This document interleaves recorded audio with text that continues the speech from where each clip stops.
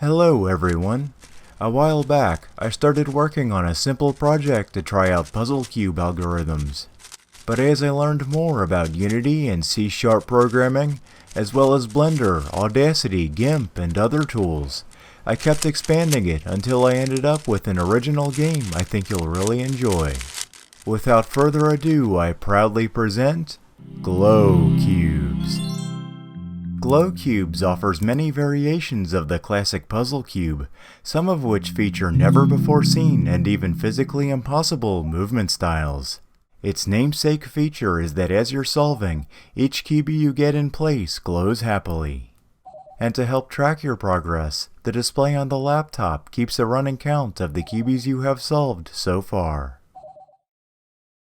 Have you ever been on the cusp of a solve, only to mess up an algorithm and have to start over? Or maybe you just want to drill an algorithm over and over to perfection. Either way, you'll love Glow Cubes' Save State feature. Each puzzle lets you save one state to which you can revert at any time. I've noticed that other puzzle cube games tend to control all three rotation axes with the mouse. I find this fiddly and non-intuitive, and it results in the cube being annoyingly crooked all the time. So instead, I made right mouse click and drag rotate two axes, which is enough for almost all maneuvers. However, this does keep the same two faces on the top and bottom at all times, in the default case yellow and white. If you want to solve with a different color on top, like if you get a clump of reds together and you want to start there, you can click the icon cube to spin to the next state. Now red and orange are on top and bottom. The state after that puts blue and green on top and bottom, and clicking again brings you back to the default state.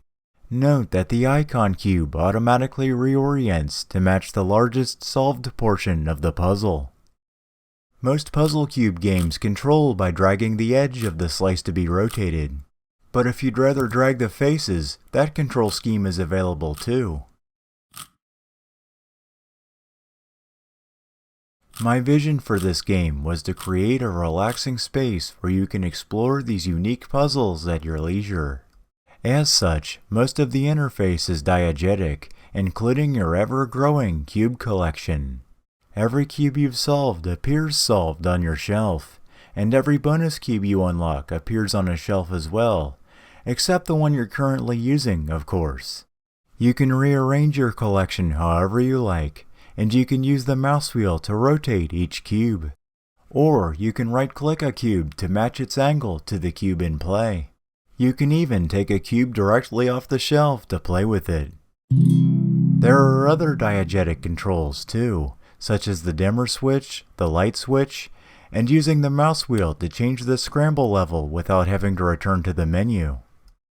You can even open the window to let in a cool night breeze and be serenaded by crickets I recorded during the first hour of June.